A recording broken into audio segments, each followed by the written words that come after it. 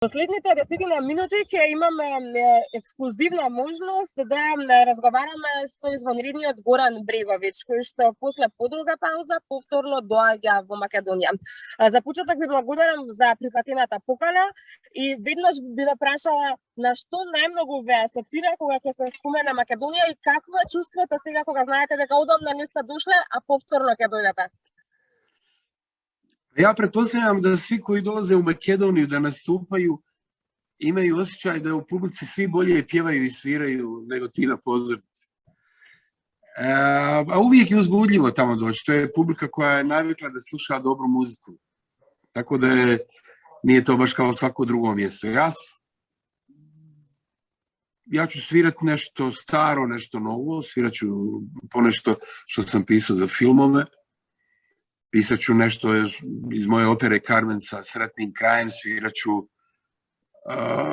pa sve do moje posljednje ploče 3 pisma iz Sarajeva. Biće veselo. I 2 godine je bila pauza, tako smo se svi poželili da se veselimo. Svirat ću jedan vesel program, tako da se svi veselimo. Možda ću i svirati ponešto od dijelog dugmeta. Vjerovatno to volimo da sviramo. Би ве прашала со оглед на тоа што сте со децени и присутен на естрадата, имате публика од буквално секоја генерација.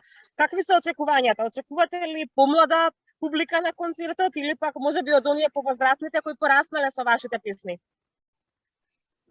Mlada publika ide na koncerte, stara ne ide, stara čeka da to bude na televiziji. Tako da očekujem mladu publiku, naravno. Ne brim, bit će ludo, znate kako to je, bit će ludo, ako ne poludi, taj nije normalan.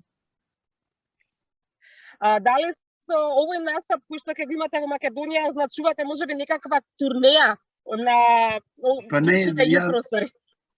Ja sviram ove godine nekih skoro 100-tinjak koncerata, od toga vrlo malo sviram koncerata kod nas. Sviram, mislim, osim u Đevđeli, sviram jedan u Splitu, i mislim jedan u Puli, sve ostalo je negdje po svijetu, ali vrlo malo. Nažalost, ja imam rijetko priliku da sviram kod nas, tako da a uvijek mi je uzbudljivo da sviram kod nas, ja se veselim, ali nažalost nemam puno prilika da sviram. Imate li nekakvi posebni spomeni koji što me povezuvaат sa Makedonija? Ja sam u Makedoniji radio posljednji album, jedan od posljednjih albuma Bijelog dugmeta. I sarađivao sam sa vašim divnim muzičarima.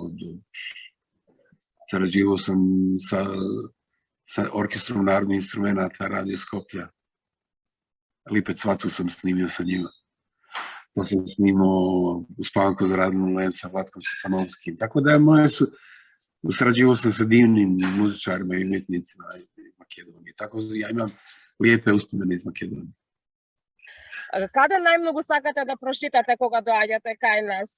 Во кои градови или пак имате ли омилено место, омилена храна можеби?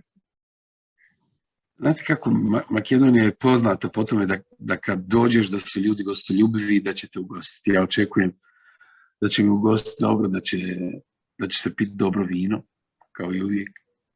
I da će jesti neka skara kakva nigdje nema. И уште едно прашање пред да ви се заблагодарам за издвоеното време. Какви се плановите за летова? Ке има ли време за одмор, за уживање? Sviram puno koncerata ove godine. Sviram skoro bez prestanka cijeli juli, pa imamo u augustu neku malu pauzu, pa nastavljam. Ali sviram puno Italiju, Španiju, Njemačku, Poljsku, Bugarsku, Rumuniju. Mislim da krajem godine idemo u Ameriku. Sviram puno, ponovo sviram puno, kao što sam uvijek. Така, ќе има ли можност да ве види скопската публика или пак концертот во Гевгелија ќе биде единствениот кој што ќе го имате кај нас? За сваки случај доđite u Gevgeliju, jer nisam sigurni za Skopje. Горан, ви благодарам многу за издвоеното време, ви посакувам многу успешен концерт, незаборавен. Се надевам ќе имаме можност и повторно да поразговараме, а ние секако ќе уживаме во концертот. Hvala vama